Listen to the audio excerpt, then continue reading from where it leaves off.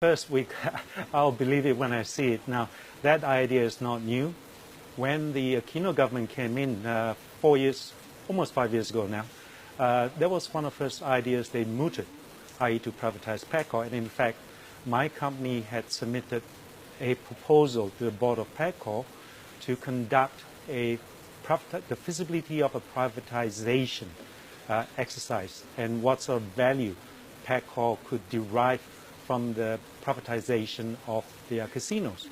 The submission was approved by the board of PACCOR, but the trigger was never pulled. The Secretary for Finance at that time was very much in favor, but as was explained to us, you have politics in the Philippines which trumps practicalities. So although the idea is very sound, I don't think the pathway to achieving that is going to be a smooth one. The government regulator should never have been in business in the first place. But having said that, they have been in business for a few decades now. But if one were to look at the properties that PACCOR operates all over the Philippines, you can see they are falling apart. There is no maintenance. There is no marketing. They're in fact properties or casinos that would sit very well in developing countries such as perhaps Sri Lanka or India. So if those casinos were to be privatized, the private sector would come in, they would inject a lot of money in revitalizing those properties and hopefully bring them up to regional, if not world-class standards, and expand the industry. Ben, much has also been said about the government's big pivot to China, and, developers are already tripping over themselves trying to build establishments to cater to future demand. If you take a look at the tourist arrival numbers month on month, we are seeing an uptick. The question there, I suppose, is will Chinese tourists actually have a significant impact on the mass gaming market? No, I mean, yes, you're quite correct in that the visitation arrivals from China are growing. But if you were to look at the actual nominal numbers, they're actually still quite small. Now, having said that, the visitors who do come from China, yes, they're a mixed bunch right now. I don't think we're seeing a lot of mass. We may be seeing a very mixed bunch. But certainly the ones who go to the casinos are not the mass.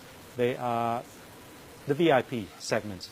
And unfortunately, with the attack on Resort World Manila several months ago, that segment of the market that came to the casino to gamble have basically come to a crashing halt.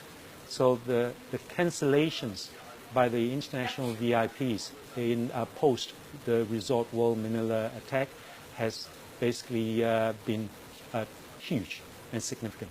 I don't see that the volume in the Philippines is going to be big enough to sustain for casino resorts, particularly of that size. And don't forget, PACCOR is now looking at enabling a proliferation of casinos, not only in Manila, but also in the provinces. They have already approved Solaire building a second property in Quezon City. They have approved another IR project in Cebu. And we're looking at little small mini casinos operated by PACCOR. One called Madison, another called Lancaster, opening up in the various municipalities of the Philippines. Now, having said that, coming back to 4IRs, as I say, the primary driver of revenue to date, particularly the spectacular growth, has been driven by the proxy betting. Now, that carries intrinsic risk with them. Well, talking about risks, Ben, lastly, one interesting development that we're seeing is that casinos have been included in the Anti-Money Laundering Act. How will this change things for the gaming industry? I don't think it will change anything to the gaming industry. I mean, one of the interesting outcomes from the Bangladeshi bank scam is that no person of any significance has been arrested to date, despite the magnitude. It is a sop to the international authorities, but in terms of outcome, I don't think it will achieve much in terms of crimping or lowering the gaming revenue that's currently being generated in the Philippines.